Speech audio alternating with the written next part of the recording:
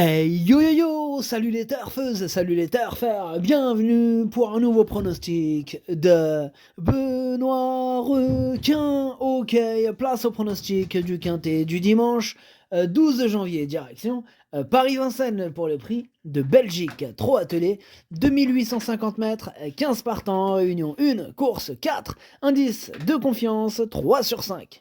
Et qu'est-ce que tu fais là, pirate? Hein? C'est un dinosaure. Ah, t'es un dinosaure? T'es un Oui. pirate, toi? Ouais. Mais fermez la porte. Oui, ferme la porte. Pirate. C'est toi le pirate. Ah, trop de pirates ici. Ouais, d'accord.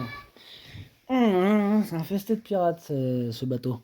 Enfin bref, donc on en était où? Indice de confiance, 3 sur 5. Petit retour sur le quintet de ce vendredi. Ah, il y a eu du trouble fait à l'arrivée. Cette vidéo, j'attends avant l'arrivée du quintet de ce samedi. Et je reviendrai dessus demain. Ok, c'est parti, on commence le pronostic. Et on commence avec le numéro 1, Iroise de la Noé. Et on écoute Thomas Lévesque. Iroise de la Noé s'est imposée de belle manière dans un lot à sa portée dernièrement. Comme elle ne travaille pas très dur, cela lui a fait un bon exercice en vue de cette épreuve. On a eu de la chance que cela se soit creusé pour qu'elle puisse être au départ. Elle arrive parfaite pour cette course. Il faudra un bon parcours, mais elle vise clairement une qualification pour le prix d'Amérique. Elle vise une qualification et elle peut l'avoir, cette qualification. En tout cas, voilà, la qualité pour. Moi, je l'ai mis deuxième, donc je crois à sa qualification. On passe au numéro 2, Happy Danica. Lui, par contre, je l'ai pas retenu, mais bon, je l'ai pas rayé. C'est quand même lui le chef et le capitaine de ma petite liste des possibles casseurs de tickets repérés. Attention.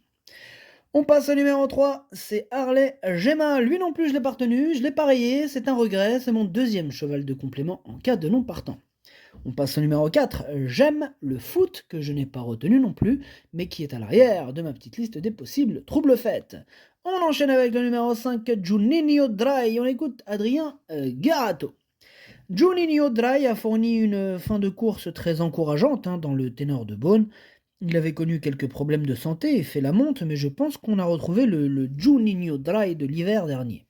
Il est à gros bois depuis quelques jours et affiche une forme optimale. Il n'est pas incapable d'accrocher la 5e, voire la 4e place. Eh bien, on verra bien, Adrien. En tout cas, moi, il me plaît bien ce numéro 5, je l'ai gardé en bout de combinaison. On passe au numéro 6, Justin Bold, que je n'ai pas retenu, mais qui est en plein milieu de ma petite liste des possibles troubles fêtes. On passe au numéro 7, Idéal Lignerie, et on écoute Jean-Philippe Monclin. Idéal Lignerie n'a pas démérité dans le prix de Bourgogne, même si j'aurais voulu le voir aller un peu plus loin.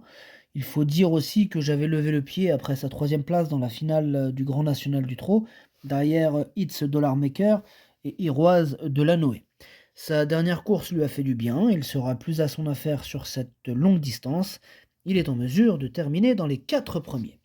Ouais, je suis d'accord avec lui. Je le vois bien aussi terminer aux 4 premières places de ce quintet. Je l'ai mis 4e. On passe au numéro 8, It's Dollar Maker. Et on écoute Adrien Garato.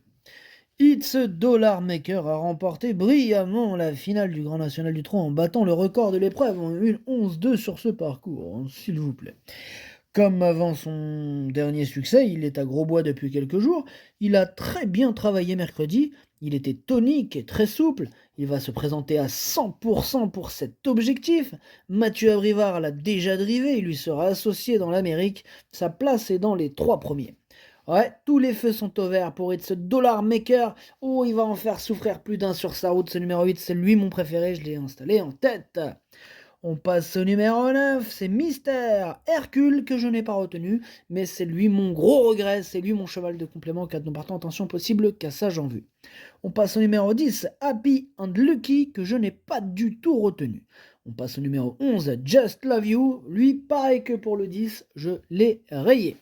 On passe au numéro 12, Innamarosa, et on écoute Léo Abrivard. Inamarosa a encore joué de malchance en dernier lieu et était victime d'un accrochage à la sortie du dernier tournant. Elle possédait encore des ressources. Sa forme n'est pas à mettre en doute. Dimanche, c'est sa dernière chance pour se qualifier. Elle avait obtenu son billet dans cette course l'an dernier. C'est sans doute l'épreuve qualificative la moins relevée. Il ne va pas falloir se louper. Ok, merci Léo. Effectivement, là, va pas falloir se louper, parce que là, on se demande en ce moment ce qu'elle va vraiment retrouver le cours de cette bonne perf un jour? Bah j'y crois, peut-être pour dimanche. Je l'ai retenu en bout de combinaison. On passe au numéro 13, Dan Fanucci Z, et on écoute Daniel Reden. Dan Fanucci Z, il n'a pas connu sa meilleure journée lors de sa dernière prestation dans le prix de Bourgogne.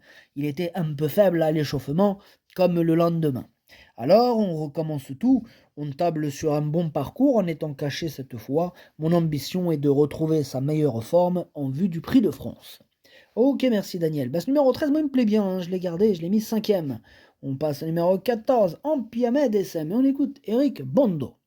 Bah, Ampiamed SM travaille bien à la maison, mais il faut voir ce que cela va donner en compétition. Ce sera sa première sortie sous ma responsabilité. Ce n'est pas facile.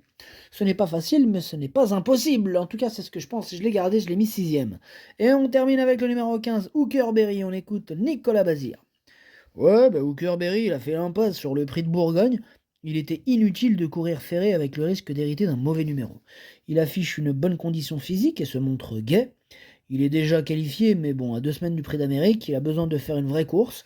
Même si je vais comme d'habitude lui masquer l'effort, il peut jouer les premiers rôles. Ouais, sur sa classe, il peut faire très très mal. Moi, je l'ai mis 3e. Le pronostic, ça donne 8, As, 15, 7, 13, 14, 5, 12. Merci d'avoir suivi cette vidéo. N'hésitez pas à mettre un pouce bleu si la vidéo vous a plu. Pour accéder à tous mes tickets pour la course du Quintet, rendez-vous directement en description de la vidéo. À jouer avec modération. Bonne chance. Chopez-le moi. Ciao.